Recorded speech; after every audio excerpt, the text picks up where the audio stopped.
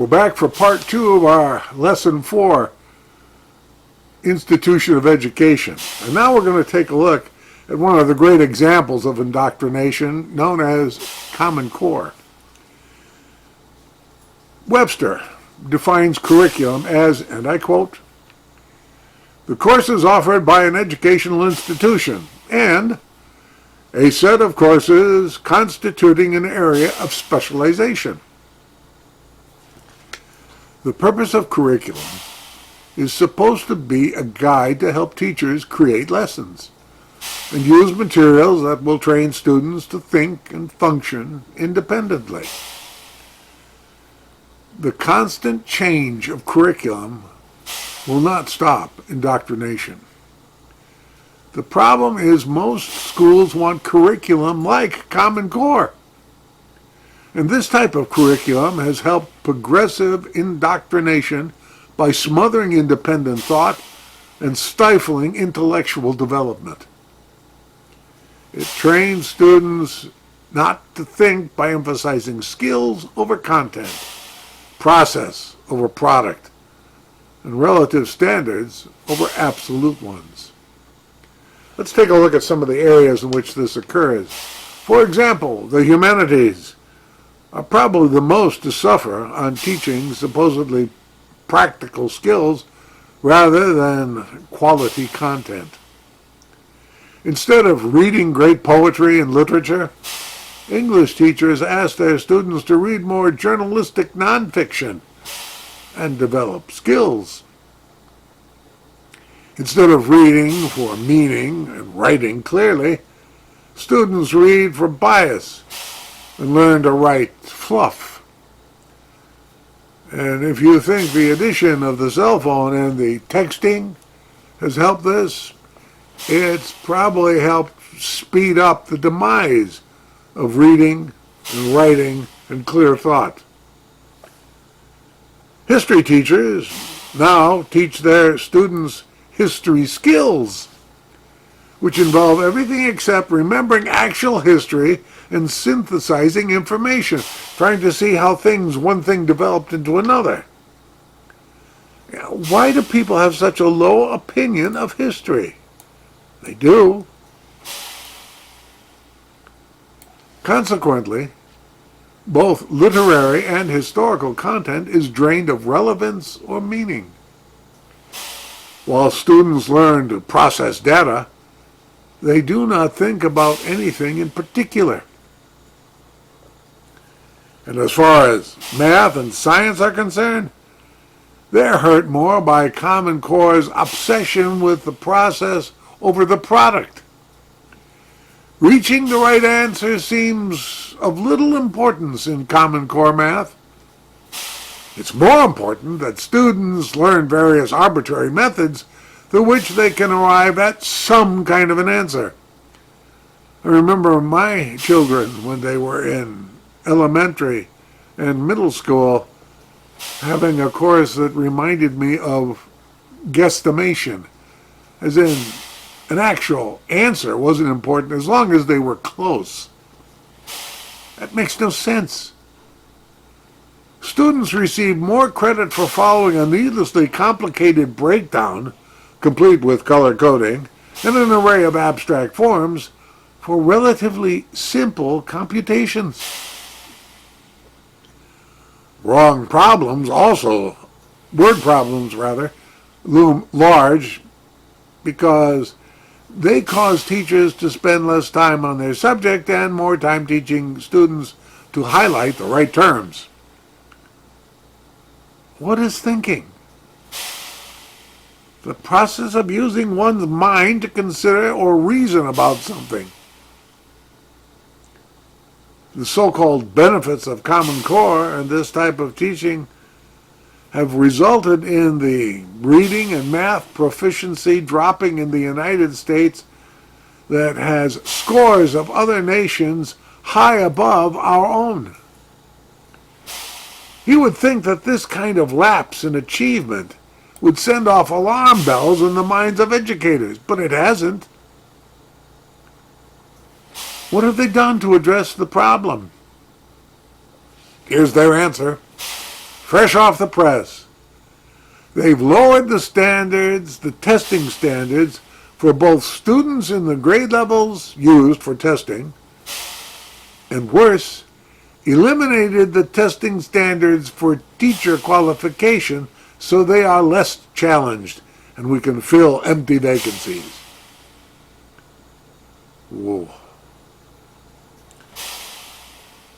Here's the problem of a Common Core educational curriculum, or anything remotely resembling it. Content is considered as interchangeable, so it doesn't matter what is used.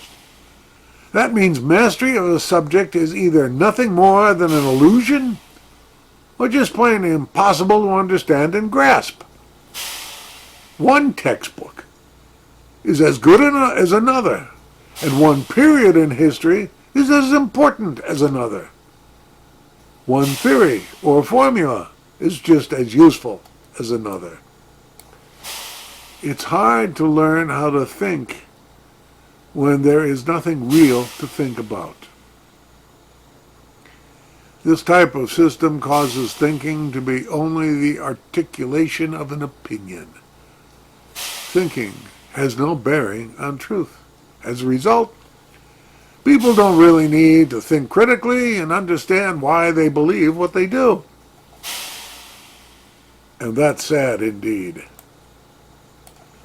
The zealots of this kind of thinking, or lack of, just need to have the right viewpoint and force others to conform like they've been forced to conform in their time.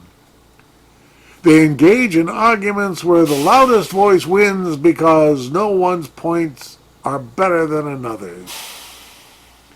It's all about pressuring someone to believe a certain, proper way instead of persuading them with facts, logic, and truth. The end product is tribalism,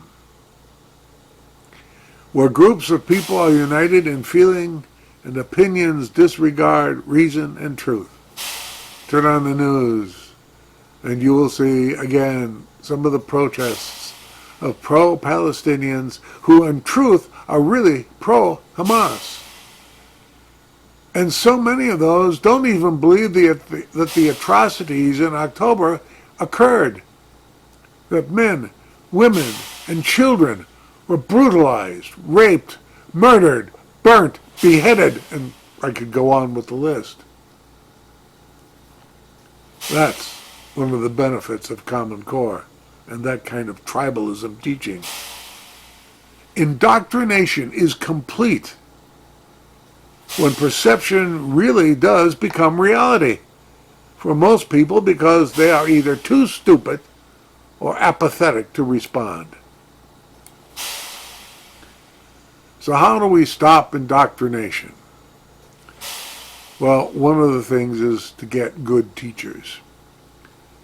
This includes parents, mentors, and other knowledgeable adults who train students in methods of thought while supplying the stuff of thought. You know, facts, information, evidence, truth. They teach a person to evaluate an argument properly, find actual solutions to problems, and determine what is true and what is false. Do you see that in today's teaching at any level? I don't. One thing they don't do is give in to promoting one ideology over another, trusting that the student will reason it out to make a right decision.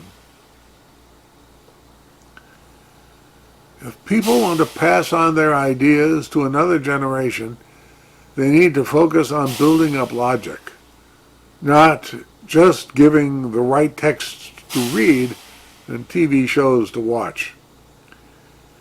The goal should be to understand the reasons, not to follow the signals of the right tribe. Indoctrination will always collapse on itself and leave mediocrity in its wake, to which I would add the word eventually. Teaching is what will, sustain our culture and bring out its virtues. It fosters the presence of active thought, not uniform thought. And it is what ultimately mends and will civilize our sorely divided country. One of the other answers might be to have school choice. Not only do parents need to be involved in helping their children with the curriculum, helping them to think, they also need to have them attend a school, if at all possible, where thinking is promoted as opposed to indoctrination. Which means the tax money that goes, every community has assessed to, people living in that community, the tax money needs to be attached to children. Now, when we come back in Lesson 5, we'll be looking at some of the things that are also put forth in the institution of education, like critical race theory. See you next time. Bye now.